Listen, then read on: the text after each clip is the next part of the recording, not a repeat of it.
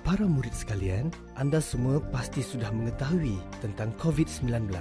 Virus ini berjangkit daripada individu kepada individu melalui titisan pernafasan dan juga sentuhan.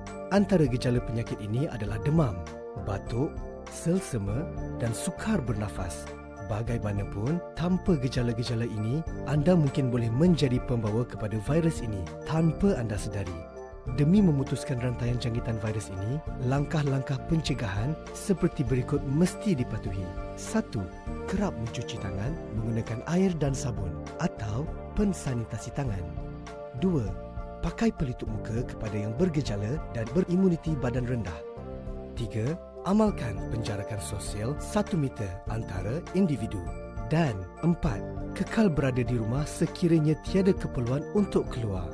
Langkah-langkah yang disebutkan tadi bermakna anda semua tidak dibenarkan untuk bersembang rapat, berkumpul dan bersentuhan. Kepatuhan anda kepada langkah-langkah pencegahan ini memberi makna yang besar kepada negara. Tahukah anda apa yang perlu dilakukan sebelum ke sekolah? Sebaik sahaja bangun pagi, periksa suhu badan terlebih dahulu. Seluruh ahli keluarga digalakkan berbuat demikian. Jika suhu anda tinggi, kekal berada di rumah dan tidak perlu ke sekolah. Amalkan kebersihan diri. Pastikan baju sekolah yang bersih setiap hari. Para murid juga digalakkan untuk membawa bekal makanan sendiri. Ketika berada di sekolah, anda dilarang berkumpul dengan kawan-kawan dalam kedudukan rapat atau bersentuhan. Tiada perhimpunan akan dijalankan buat sementara waktu. Segala aktiviti sukan juga ditangguhkan. Semasa menuju ke kelas, anda hendaklah berjalan dalam jarak 1 meter di antara satu sama lain. Perjalanan adalah dalam satu arah sahaja. Barisan arah yang berlawanan perlu mengikut jalan yang lain. Di tangga, para murid hendaklah bergerak dalam satu barisan. Pergerakan menaiki dan menuruni tangga mengikut laluan terarah. Di dalam kelas, murid akan dipecahkan kepada bilangan yang lebih kecil. Penjarakan sosial 1 meter hendaklah sentiasa diamalkan sepanjang berada di sekolah. Murid-murid sekalian, penjarakan sosial 1 meter perlu sentiasa diamalkan sepanjang waktu ketika di sekolah, tidak kira di dalam maupun di luar kelas.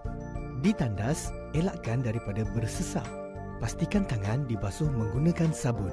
Murid-murid hendaklah mencuci tangan dengan air dan sabun mengikut langkah-langkah membasuh tangan yang betul. Semasa waktu rehat pula, anda digalakkan untuk makan bekal makanan yang dibawa di dalam kelas. Jika anda tidak membawa bekal makanan, anda boleh beli makanan berbungkus di kantin dan bawanya ke kelas untuk dimakan. Pastikan penjarakan sosial diamalkan di kantin. Perlu diingat bahawa anda tidak dibenarkan berkumpul atau melepak semasa waktu rehat.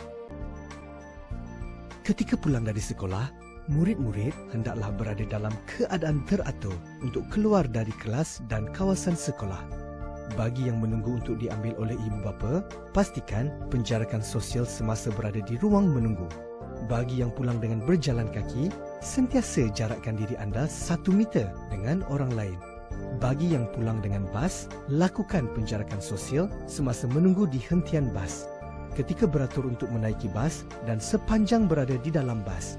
Demi menjaga kesihatan anda daripada dijangkiti COVID-19, langkah-langkah yang telah ditetapkan ini hendaklah sentiasa dipatuhi. Kepatuhan dan kerjasama anda memberi makna yang amat besar untuk negara. Ikuti siri video berikutnya untuk mengetahui prosedur-prosedur berkaitan persekolahan.